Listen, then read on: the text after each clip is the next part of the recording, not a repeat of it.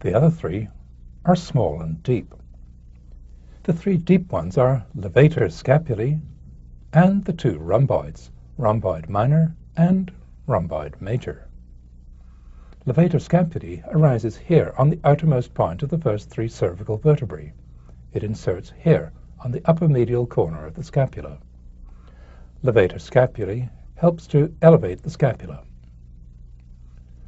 The rhomboids arise here from the fourth cervical to the fifth thoracic vertebrae.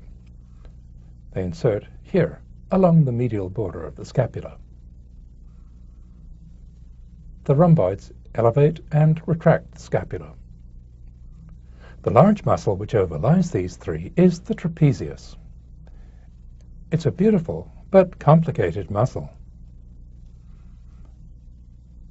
The trapezius has an upper part and a lower part, which both converge on the spine of the scapula. The upper part of trapezius arises from the occiput and from the nuchal ligament and from T1 to T3 in the midline. It's inserted along the upper edge of the spine of the scapula, around the acromion, and along the lateral third of the clavicle. The lower part of the trapezius muscle is not so massive. It arises from T4 to T12 in the midline. It inserts here on the lower edge of this part of the spine of the scapula. When the whole of trapezius contracts, it powerfully retracts the scapula. When the upper part contracts, it powerfully elevates the scapula. Last on the list of muscles passing from the trunk to the scapula is the one on the front.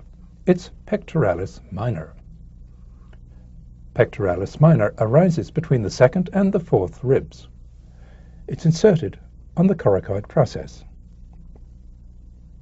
Pectoralis minor produces depression of the scapula. There are two very small muscles to mention just for completeness. One is subclavius, which goes from the first rib to the clavicle. Its function is uncertain. The other is omohyoid, which arises from the hyoid bone way up here and inserts over here on the upper edge of the spine of the scapula. Its function is to depress the hyoid bone and the larynx. Now we'll complete our picture by looking at three big external muscles: pectoralis major, latissimus dorsi, and deltoid. Of these, the first two have much in common: pectoralis major on the front and latissimus dorsi on the back. These two are alike in that they both pass directly from the trunk to the humerus, bypassing the scapula. Between them they define the posterior and anterior walls of the axilla. Pectoralis major arises from the medial third of the clavicle, from the front of the sternum, and from the front of the first 6 costal cartilages. It's inserted here on the anterior edge of the bicipital groove. Pectoralis major is a powerful adductor of the humerus. When its adducting effect is held in check by other muscles, it also produces internal rotation. Latissimus dorsi has a very wide origin. It starts here under the tail end of trapezius at T7 and goes all the way down to the sacrum and out onto the posterior iliac crest. It also has some fibers arising from the lower 4 ribs and occasionally from the tip of the scapula. It inserts here on the posterior edge of the bicipital groove. To get to its insertion, the latissimus tendon has to spiral around teres major. Here's teres major. Latissimus spirals from the back to the front, with the lowest fibers of origin ending up highest. Latissimus dorsi, like pectoralis major, is a powerful adductor of the humerus. Acting through the humerus, it's also a powerful depressor of the scapula, powerful enough to overcome the whole weight of the body, as in doing a push-up. Last of all, here's the deltoid muscle. It completely surrounds the shoulder joint, from the front to the back. It arises from the spine of the scapula, from the acromion, and from the lateral third of the clavicle. It's inserted here on the deltoid tuberosity of the humerus. The deltoid muscle has multiple functions. It's almost like 3 different muscles. Its anterior part is a powerful flexor. Its posterior part is a powerful extensor,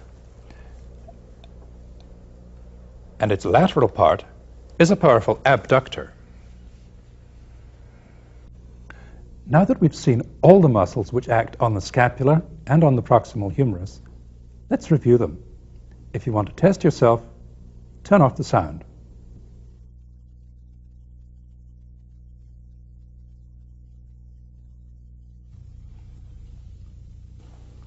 Here's subscapularis, supraspinatus, infraspinatus, and teres minor.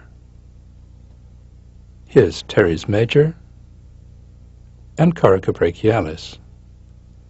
Now the muscles that arise from the trunk: serratus anterior, levator scapulae, the 2 rhomboids, minor and major, trapezius, pectoralis minor, subclavius, and omohyoid.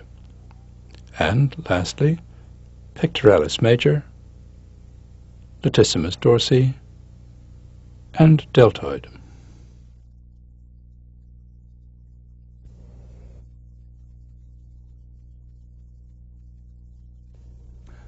We've covered a lot of ground.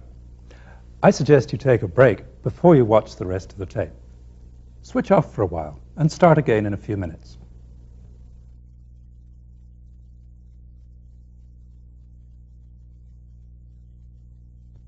Now, let's look at the veins, arteries, and nerves of the shoulder region.